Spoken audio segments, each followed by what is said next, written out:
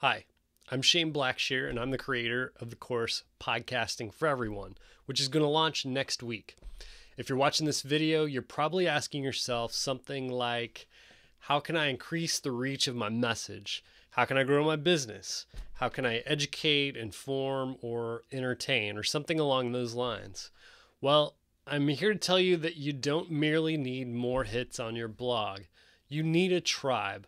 And I truly believe that podcasting is a way to cultivate that tribe. According to Edison Research, this year, the percentage of Americans 12 and older who've listened to at least one podcast in the past month has risen from 15% to 17%, or an estimated 46 million people. That number's only going to grow. Soon, Apple CarPlay will be installed in the vehicles of major car manufacturers. This means that soon when people buy a car, there will be a podcast app included, and thousands more who have never been exposed to podcasts will suddenly have access. Now is the time to get in and be an early adopter of podcast producing. Now, I want to give you something useful right now, something for free. Let me preface this by saying that if you're not technically inclined and what I'm about to say goes over your head, that's okay. I'm going to break it down further and put it into context more inside the actual course. But for everyone else, I want to explain to you how a podcast actually gets on iTunes.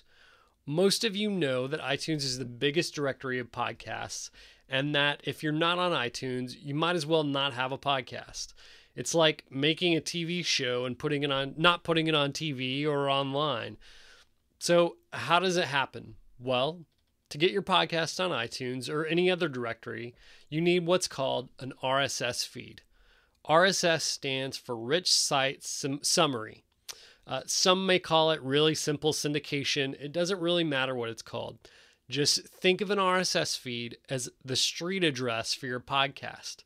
And if you want iTunes to display your podcast, then you need to tell iTunes where your podcast lives. So, how do you get an RSS feed? Thankfully, there's a plugin that does the heavy lifting for us.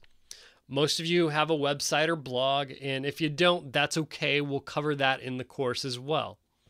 If you do have a site that's WordPress based, go into the dashboard of your site, go to plugins, then go to add new, and then you're going to search for Blueberry PowerPress. Now, Blueberry is spelled Blubrry.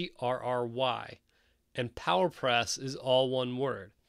So the very first result should be the official Blueberry PowerPress plugin, and that's what you need. So download that to your blog. Now that you've got the plugin, this will eventually give you your RSS feed.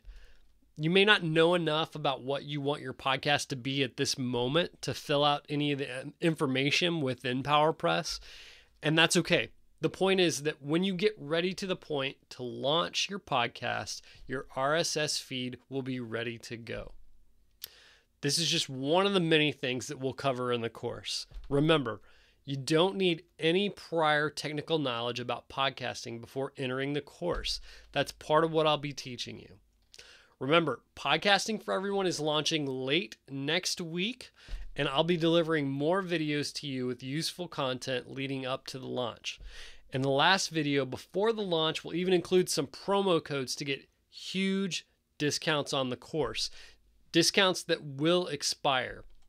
If you're listening to this because you signed up to the mailing list, thank you. If you're not on the email list, then be sure to sign up today because those on the list will have first access to the limited number of discounts. Okay, that's all for this video. Now, I'm curious and I want to know if you have any questions based on this video or the course as a whole. So do me a favor, leave them in the comments section of the blog or send them to me on social media. Thanks for watching and stay tuned for the next video that's coming soon.